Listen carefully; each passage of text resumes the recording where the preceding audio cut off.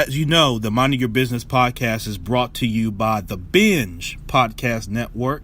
The Binge Podcast Network was started with myself and Dominic Lawson, who is the co-owner, along with his great wife, Kenda, of Ames, LLC, as well as the host of the Startup Life podcast that you need to make sure that you check out as part of the Binge Network. The Binge Network is constantly expanding with new podcasts joining all the time. Shout out to Dominic, and he's leading the whole mission around adding in existing and even new podcast creators and content creators. One of the ones we're excited about, Just Blurting, launched this first episode. Make sure you check that out wherever you check out podcast. Great episode with a great team there. And we've got great podcasts on the Binge Podcast Network. So make sure you check us out, www.onabinge.com. That's www.onabinge.com. That's the move that you have to make when we're talking about getting on here for your podcasting. So definitely shout out to everybody. Shay Brown says you better talk about what I asked. You don't run nothing over here, Shay Brown. Do your podcast and talk about what you want to talk about. I got to mess with my great sis there. She's coming back on another episode as well. And I'm looking forward to that. Shay and I always get a chance to cut up. Great public relations professional. And I'm looking forward to her jumping on here as we come up on future episodes with more great guests. We're also brought to you by Brooks Brothers Consulting. www.brooksbrothersconsulting.com is the move you need to make. Organizational development. So we help you all the way around with building your business, whether it's business development, whether it's cyber solutions around cybersecurity, and whether it's developing your leadership skill set. And those all are three things that are going to be critical as you continue to build your business. So we want to be able to be there for you and be a resource. And so that's the move you need to make, brooksbrothersconsulting.com. Listen, we're at episode number 82. We've got a special guest that's going to join us via Facebook Live. I'm very excited. And I'm your host, Champ Ron. Let's do it. What we do here is go back.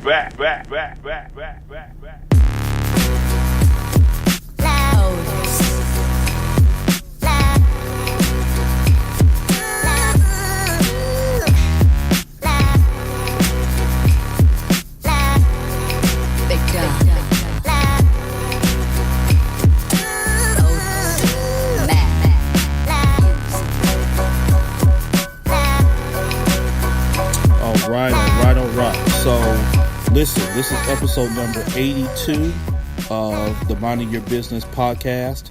I am your host, Champ Ron, here on a Friday, February the 15th of 2019. So we are a month and a half in on 2019. I hope that you guys are off to a great start in your goals. We're roughly 45 days into the new year, and I hope that you find yourself, even if you face struggles and obstacles and setbacks and things like that, that you remain optimistic, you remain focused, and you remain steadfast towards the goals that you set. And I hope that you're not ready to throw in the towel, because it's way too early for that. So if you're thinking about throwing in the towel, you're thinking about switching courses and things like that, I would encourage you to continue moving forward in the way that you set, because at any given moment or any given day, things can change for the better. Trouble don't last always. And so I'm certainly a believer in that. Entrepreneurship, real estate, trending news. There's no business like minding your own. Welcome to episode 82. And there's a whole lot going on out here, whether it's in Memphis and beyond. I mean, I was wrecking my mind earlier as I was getting ready for this episode, and with so much going on with upcoming travel for business and things like that.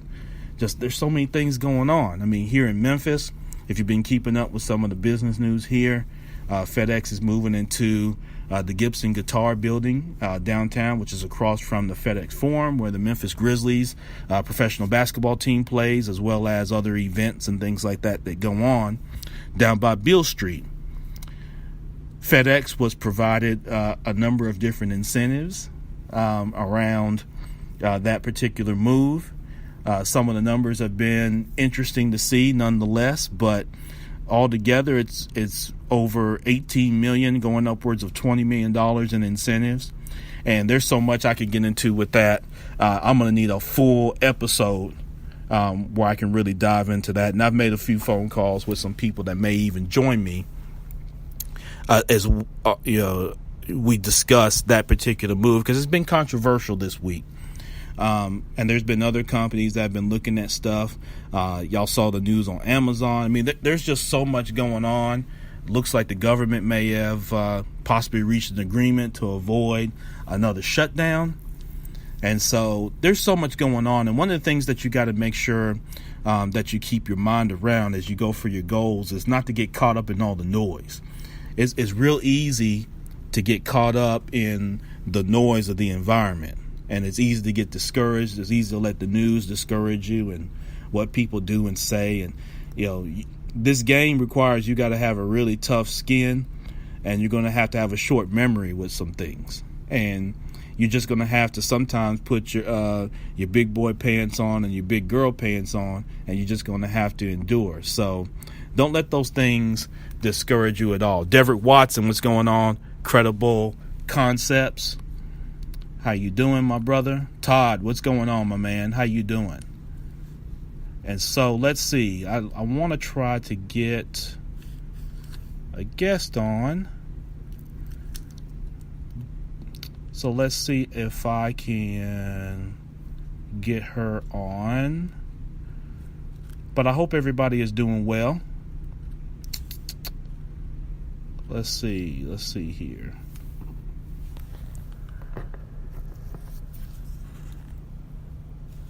Olivia says anytime. Shay, what's up, girl? Shay just gonna keep on worrying me about talking about her topic. And I want to try to get our guest on, but I don't see where she is available. So if she's able to jump on, we will get this thing going. Most definitely. All right. But in the meantime, this week Amazon made a bold kind of statement this week after going through a lot of the motions last year in looking at Amazon HQ2. And y'all know I did an episode when I was up in DC, and I was wrong. I thought that Amazon was going to look at DC for a few different reasons. One being the antitrust situation that they're always going to be dealing with. And so I always thought that that was going to be the case. So that turned out to not be the case, because they decided on this week that they were going to scrap the HQ2 and they were going to go to, I guess, just not having a second headquarters. So, that's kind of a tough deal, considering a lot of cities put a lot of bids in for that particular, opportunity to be able to have Amazon come with a second headquarters. That turned out to not be the case, I guess. And I don't know the reasons why. There was a statement that was made by an Amazon representative. So let's look at, here we go. I'm adding on our guest today, and we're going to continue to talk about this and a number of different subjects. So there she is. Oh, wow. So, I don't know what our problem was. Oh, no, that's okay. We don't have any problems. I'm doing well, Reshell. How are you? Good. Thank you for having me. Thank you and Olivia for reaching out. I really appreciate it. Yeah, definitely. And turn your volume up too as well.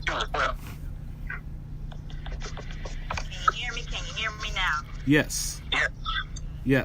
And so I got a little bit of background. All right, let me try this. Sorry about that. I was waiting. I'm like, oh, did he forget about me? No, not at all. How can you forget about us? Oh, no. Hey, look, we're all with the D9 love now, so you never forget the AKA. I heard about you a little bit, so I was like, well, I have to start. I don't know if that's going to work. Oh, yeah. That's always in order. Yep, definitely. So my guest today is Reshell Smith with Ames Financial Solutions, LLC. And I'm so glad that Olivia was able to connect us on today. And I had to quickly get acquainted, Reshell, with your background, which I was able to do. And I was very impressed and very intrigued. And so I hope you're ready to kind of pour in on this today. I am. I stay ready. I know you do. Yeah. All right, so let's do this.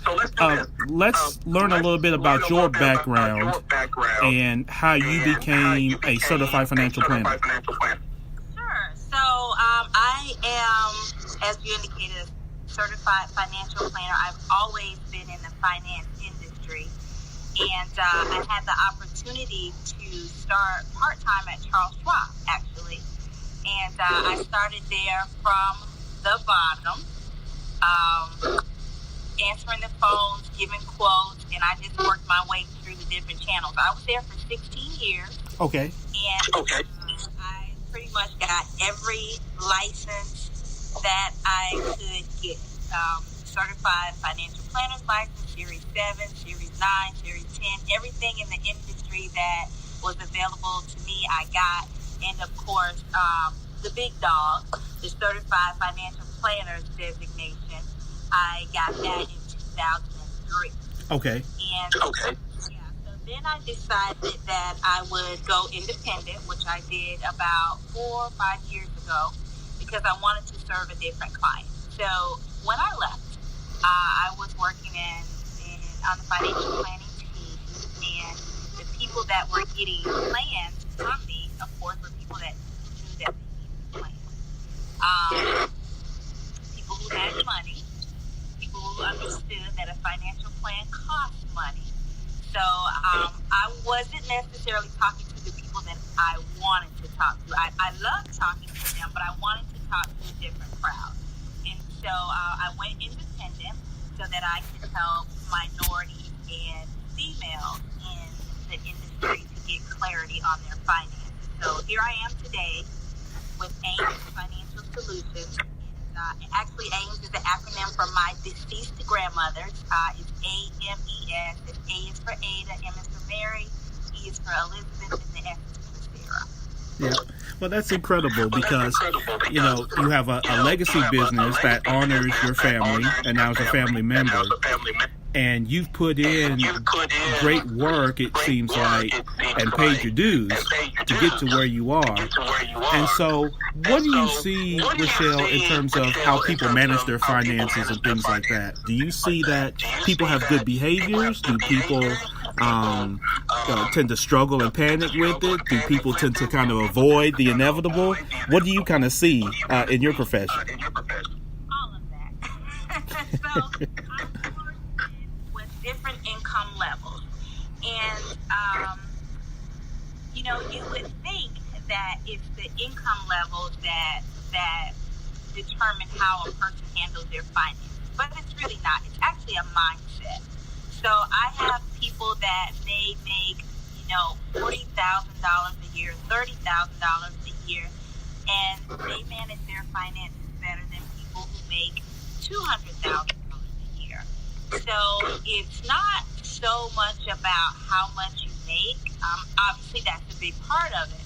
The biggest part, though, is how you think about your money, how you learn to handle your money, and all of that, I say, relates to a person's mindset. Yeah, definitely.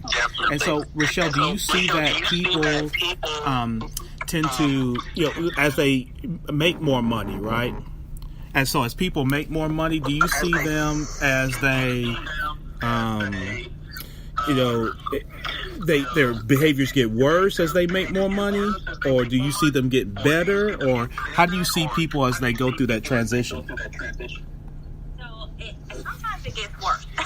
The reason why I say that is because, unfortunately, many of us have the mentality of the more you make, the more you spend. That's just how we are. Yeah. The more you make, the more you save.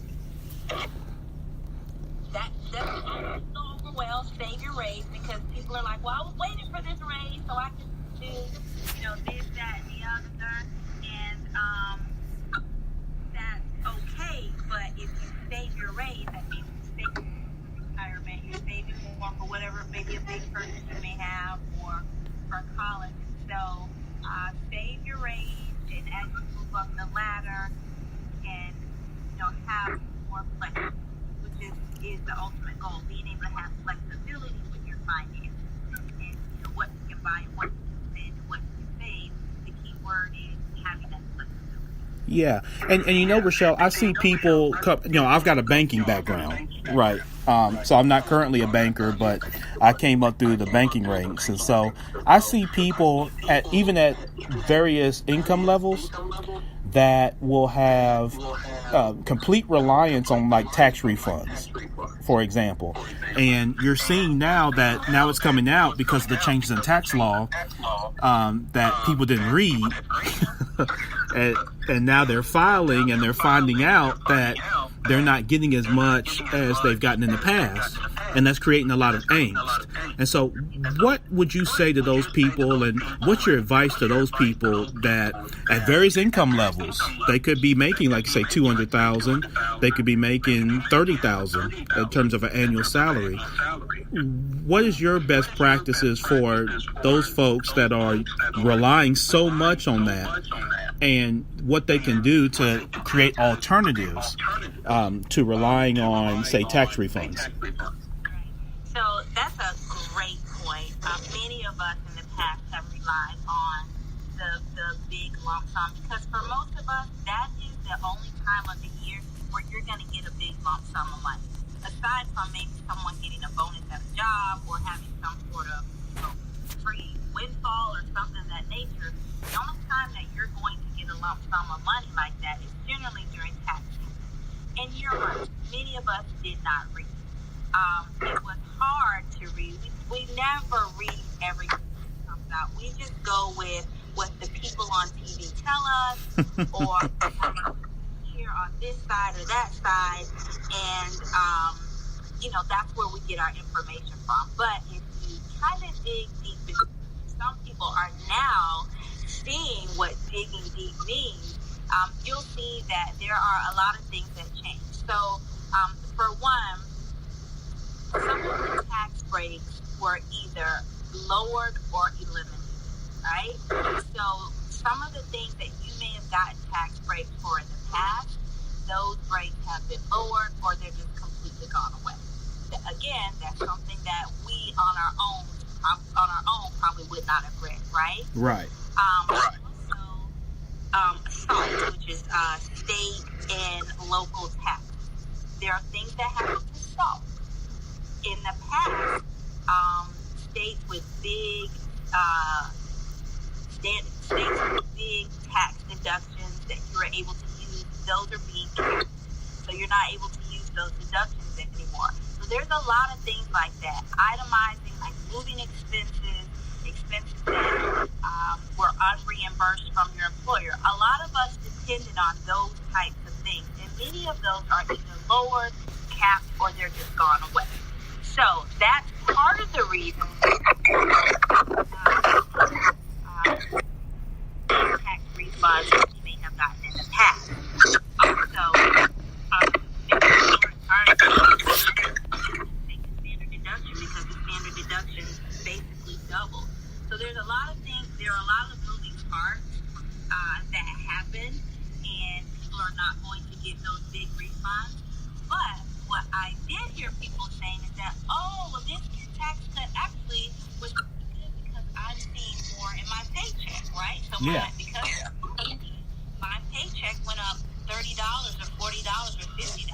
So now you got to think about it. Okay, you already got your money. You got it with those paychecks going up a little bit. So those tax deductions and those tax things that you did before are not going to be available, and your refund is going to look different. But you got to think, you got some of that in your paycheck throughout the year. Yeah, exactly. And it's hard for people. It takes time for people to adjust to that type of, I guess, shift in the routing of their resources and things like that. And so our guest today is Reshell Smith, CEO of Ames Financial Solutions, LLC.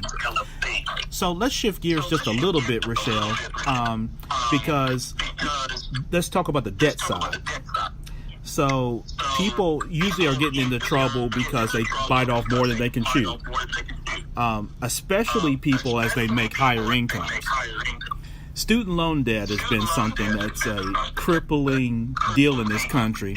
And I'm almost of the mindset that that's going to be one of the next bubbles, is that you see now the GOP, and we're not worried about what side of political party people are on, but there's been a GOP sponsored bill that will allow the federal government to garnish essentially your paycheck, which they do already. But instead of you making the choice to make your payment, they're just going to debit it out anyway. So I think most people can tell you how they feel about that. But what are your thoughts on things like that? And again, kind of a best practice for people with student loan debt. Yeah. So it's obviously that's on the floor, and just backing up a little bit to where we were talking about those tax refunds. One of the things that you wanted to mention is like some alternatives. So, as we start to do that shift, like you said, a shift in mindset, when you see that your paycheck has gone up a little bit, one of the things that I tell people with their tax refunds is to pay down some of their debt, which includes student loans, which includes 1 or 2 extra mortgage payments. So there's a lot of specific things that I require of my clients when they get their tax refunds. So what we're going to do is kind of shift that and say, hey, let's start paying some of those things with that extra money that you are getting throughout the year through this new tax cut, because your take-home pay has gone up a little bit. So if we're not going to get that big tax refund in February or March, then we need to do some of that throughout the year, and that includes student loans. Now, one thing that you can do with student loans, some people have student loans that are so old as your grandmama. Right. And they are just sitting there, and the interest and the fees have killed them. And so you can actually call and try to renegotiate that. So some people or some companies are willing to work around fees. They're willing to look at what your income is today and maybe adjust your monthly payment. But you have to make the call. You have to ask for help. There are even some people that are able to kind of negotiate some sort of personal loan as opposed to having the student loan. Not saying that that's good for everybody, not giving any specific advice, but I'm just saying that there are some other options out there for you to consider, because interest rates have gone down since many of us have accumulated those student loans. Right. So your student loan is way up here when current interest rates are way down here. There is some negotiating room depending on who you have your loan with. Yeah, exactly. And thank you for that, because I think that helps a lot of people as they're managing student loan debt and things like that. So it's very critical, because you'll see some people even try to stay in school to avoid having to repay them, which is crazy. Let me make a statement about that. There are people who want to stay in school and keep going to school to avoid that debt, but you're creating more debt with more student loans. Even going back to school, if you don't like your field or your degree or what it is, you're like, oh, I'm just going to go back to school and do something. I need you to think about that. Don't just go and do that, because what you can do is, if you feel like, I have a degree in biology and that's not what I want to do. I actually want to go into finance. Why don't you go start working for a finance company or a brokerage firm and let them pay for your education as opposed to you going back to school and doing it on your own. Yeah, definitely. And when you talk about these things, Reshell, oftentimes people say that in this country, the government supports corporations more than the individual. And we understand that sometimes wealthy people use corporations to their advantage, i.e. Amazon coming out this week saying that they owe no taxes after, billions of dollars in profit. So what would you say to the individual as a way that they can, learn how to kind of play some of that game in terms of reducing their tax liability as well and maximizing other opportunities that they do? We've learned about home-based businesses and things like that, but what about, operating as a corporation, even when you're an individual? Yeah, so loopholes. Let's call them loopholes. And so without stepping on CPAs and tax advisors' toes, what I would say is that if you do have a side hustle or a side business, what I want you to do right now is to get you a competent CPA or tax advisor. And I'm saying competent because you can't just go into somebody at the end of January with all of your statements and say, here, this is what I have, and just, let them run through the software. There is education behind that. There are people who work on keeping up with the new tax laws, how they affect their clients, and what are the workarounds and the loopholes and those things.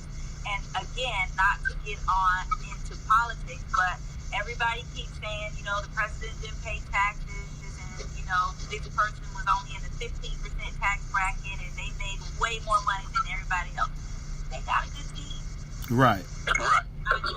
They got a good team. Whether they did it legally or illegally, we know that they have a good team. They have people who understand how to run their businesses, as individuals through corporations, through LLCs, or whatever the case may be. So however you set your business up, I want you to first consult with someone who knows about setting up a small business. And should it be a corporation? Should it be an S corp? Should it be an LLC? And a competent tax advisor, CPA, is going to help you with that. But the bottom line is obviously there are some loopholes, legal loopholes that you can use to help reduce your taxes. Even as a small business owner myself, one of the things that we've always done in the past is being able to contribute to an IRA to help reduce your income. Well, when you're a business owner, sometimes you're not in corporate America, so no one's forcing you to put money in a 401k or anything like that. And so you kind of forget about that and you set it to the side. Well, that is actually something that can help reduce your income. So things like that, you need to make sure that you're working with someone who can help you understand how to reduce your taxable income. Yeah, excellent. Yeah, thank you so much for that. That actually helps me as well hearing this. And so that's the great thing about this podcast is I learn just as much as the audience. And so thank you so much for that, Reshell. And so as a mother, what best practices? I come across a lot of mothers who struggle with things financially. They have goals and things like that. They may do well and at different times, maybe other times not so much, but specifically for mothers. And I know you wrote your book, 7 Things Every Woman Should Know to Become Financially Independent, which is my new reading material here coming up. And I encourage everybody to go pick that up at Amazon. So what's kind of your best practices, without giving away the book, of course, what's some best practices that you see for mothers? So it depends on, are we single, are we married, are we shacking, what are we doing? Well, let's just say a lot of women are, fortunately, unfortunately, however they look at it, they're single.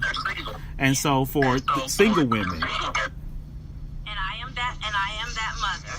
So I say that we teach our kids, help our kids become financially. If you don't really know, there has to be a starting point. So let me just say this. One of the things that happens when you are a single mom, you may get child support. And you may feel like that child support, goes to child and help pay the bill and does whatever. But I also say some of that should be saved, right? Teach your children how to save. So my son knows how to create a vision board. He has a vision board on his wall. My son could probably come in here and talk to you about an exchange traded fund and ETF and explain to you. He doesn't know how to do it, but he can explain it to you. Also, one of the things that we did, and this is not a specific recommendation, but one of the things that we did is we just opened up an account for him. Money or no money. The account is open so that when we have money, it has a place to go. And so what we were doing is we were putting $100 a month into the account, and he bought shares of Nike. Now,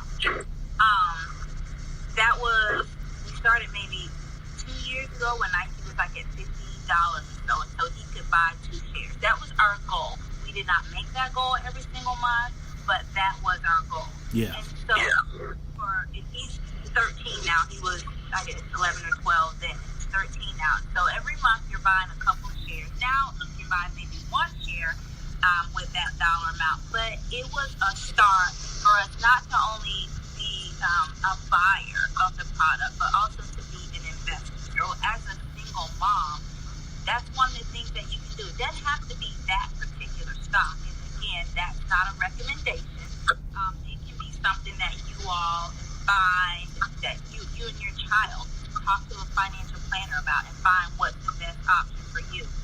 The other thing that you can do as a single mom, we did a business segment for our local news station here, my son and I, and it was for Save Loose Change.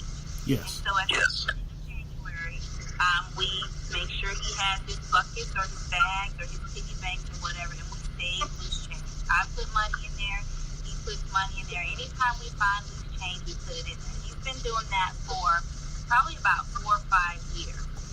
And on the segment, we just shared that at the end of the year, in December, he cashed out. So this year, he cashed out at about $80 or so. It's a good habit. I don't know that he will do it forever, but I got him started. Yeah, you got him started. So he's got good behaviors to start. Yeah, so I got him started. So single moms, don't feel like you need a lot of money to do things financially with your kids. Saving loose change, pennies, nickels, dimes, that adds up. Creating vision boards, that is free. Get you some magazines and your poster boards and help your kids create the life that they desire. Those are things that you can do that are, that don't cost much at all. Yeah, definitely. So, Reshell Smith, again, is our guest, the CEO of Ames Financial Solutions, LLC. So, listen, you've given us a lot of great nuggets here in a very short amount of time. For people that are interested in doing business with you, or they would have additional questions or ways that they can connect with you, how can they do so? So, I'd love you to just go directly to my website, ReshellSmith.com. That's RE.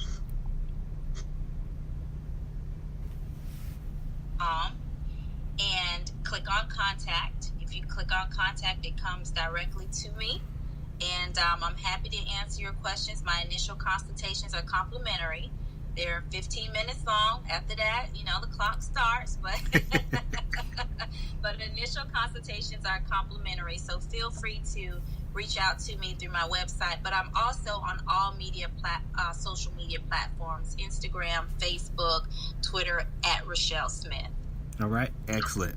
And so ReshellSmith.com is the move that people need to make. And is there anything specific, if people just have general questions, is there anything, Reshell, specific that you maybe specialize in that people should really look towards? And if they're out of state, is that something that you can still work with them as well? So being a certified financial planner, I can cover a whole gamut of topics. So no issues there. I am virtually everywhere. We have social media, Skype, FaceTime, everything. So I'm virtually everywhere. So there's no state or anything that is off limits. Okay. I actually do a Facebook Live every Tuesday at 12:30 Eastern. So we do different topics as well. So if you're following me on Facebook, you'll get that information. And if you Google me, there are plenty of videos out there with more content like we're doing today, talking about today. Yep. Excellent. And so for the book, what do people have to look forward to in the book? Oh, the book is great, if I must say so myself. It is a foundation for getting clarity on your finances. So a lot of times we just come in like, I want to invest, and we don't have the basics. And so what the book does is it goes over the basics of getting clarity on your finances. So for one, I talked about earlier, your mindset. One of the things you have to do is understand what your money attitude is. Like, are you like an impulse person? Are you rational? Are you a shopper? Are you a giver? You have to understand like where you came from and get an idea of who you are. Okay. As far as your money attitude. So that's one of the things that I talk about. And I talk about a little bit about credit and net worth. So there's some really great tips on there to get you a great foundation as you start your financial journey. Sure.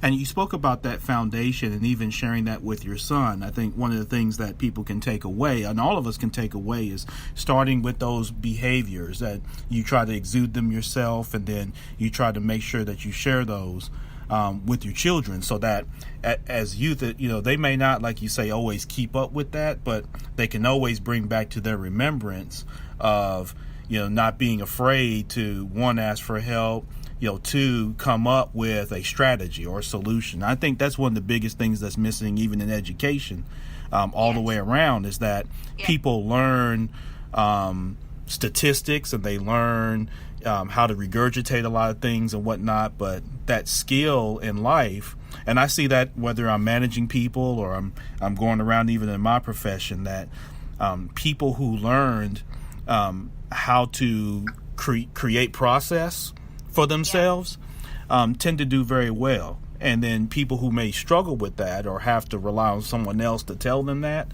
they run into a lot of obstacles. And so I love that you shared that, because I think that's a great takeaway. Thank you. I agree with that. And I took note at the very beginning when you said it wasn't a good day, it was a great day. And so that mindset and how you speak and even how you speak about your money, we don't use the word broke. We're working on building on that net worth. Right. Just building our net worth.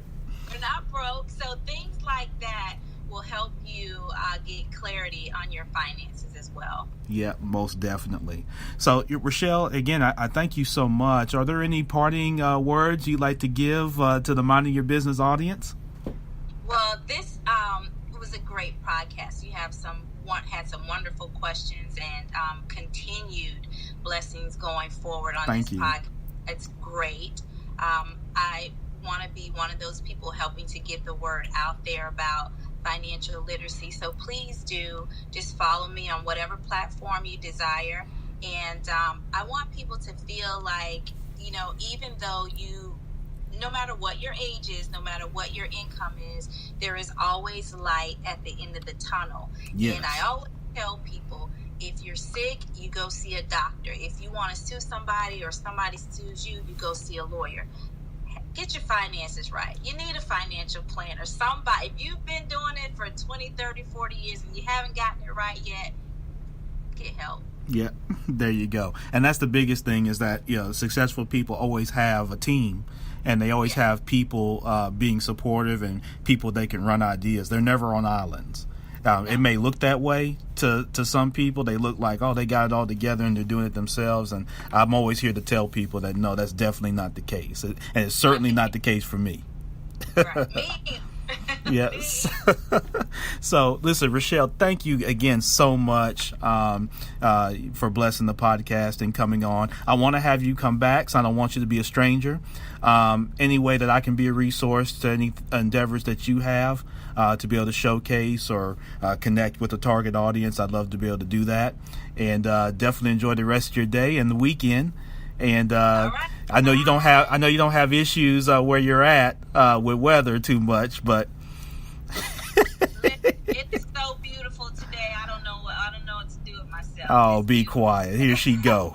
And I'm going to Michigan next week, and I got folk all over, that they're in the snow. They're like, "Oh, come on, Reshell. Come this way. I'm here. Mickey Mouse is here. We're all, Minnie Mouse is here. We're all here. There you go. Dig that. So, listen, right, Reshell, thank you so much. We'll catch you next time, okay? Bye. Bye-bye.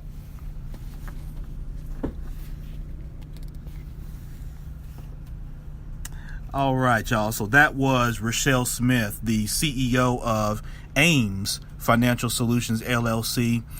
She's at ReshellSmith.com. That's ReshellSmith.com, Reshell.com. So shout out to some folks that joined in on Facebook Live. Zane, what's up, brother? Justice, what's going on? Reginald, Scott Kenny, business partner there, Team National. A lot of what we talked about today is what Scott and I are out doing every day. Gene Whitney, Monique, what's going on? Asia, how you doing? Queen, what's going on, girl? How you doing? I'm glad you're enjoying this. And so, my sister Jennifer, what's going on? So, and everybody on Spreaker.com. Thank you all so much again for joining. Reshell touched on a number of great things and great best practices that I hope that you all take with you as you're listening to this podcast and you're going and particularly with learning to manage your own financial behaviors and then instill that in your children is critical. And it's critical to do that as you then prepare to launch and then scale your business. A lot of people, because of their personal financial situation, have trouble then scaling your business. And so reach out to Reshell. And this is the thing. Like I said earlier, I'm going to repeat myself. To be successful, you're going to have a team. If you're just going to be pessimistic and think you're going to do everything yourself, that's a mistake. I'm telling you right now, that's going to be a mistake. You got to build relationships the same way y'all do personally. When y'all want to go to the club, y'all have relationships with people, y'all call. Folks say, yeah, we want to go, and y'all determine what time y'all going to meet there, and y'all stay there however long y'all going to stay there. It's the same thing in business. So it always makes me interested when people have trouble building business relationships and they can build all the social, personal relationships all day. It's the same thing. And if you're not talking to the right people, just like when you want to go to the club, you know the type of people to call about going, right? When you want to do certain things. So when you want to do business, you got to call the right type of people, the right target audience, no different than your customer. You're not going to sell baby food products to people that have no connection to baby products.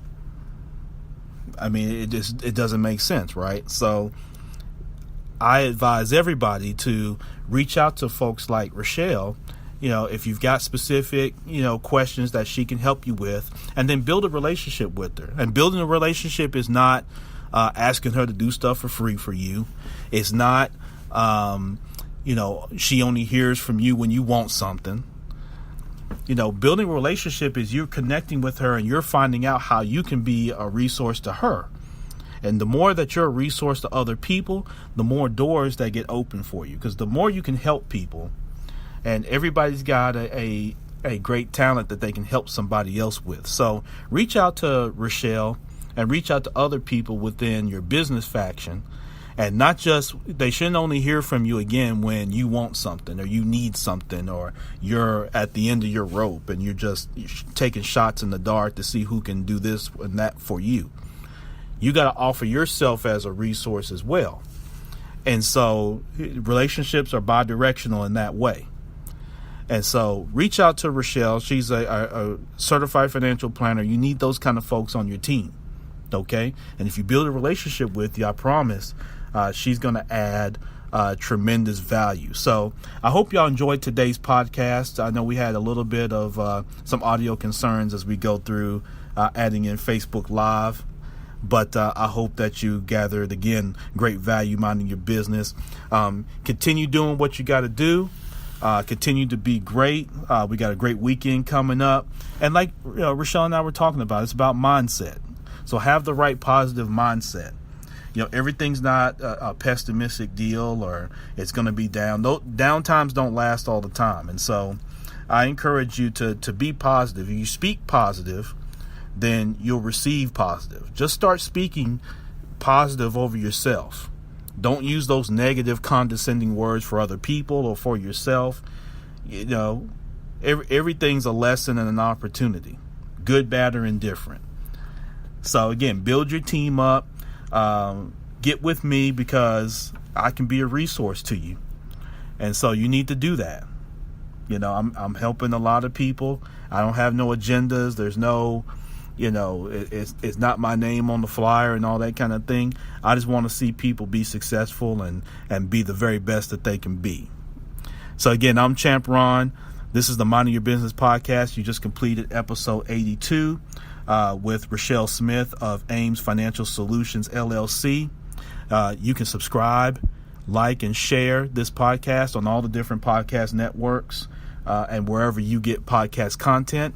The website, www.themybpodcast.com. On Apple, make sure that you leave a positive comment and a 5-star rating. That helps grow the show. Don't forget about the Binge Podcast Network on binge.com.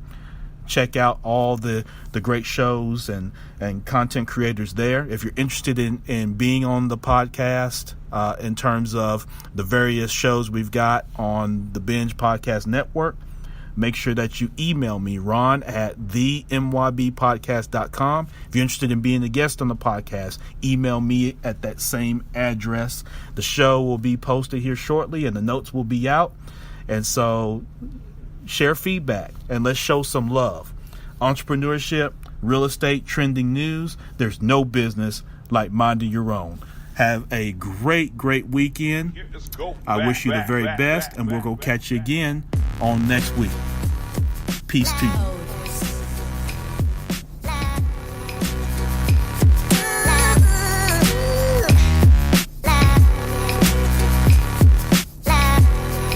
Big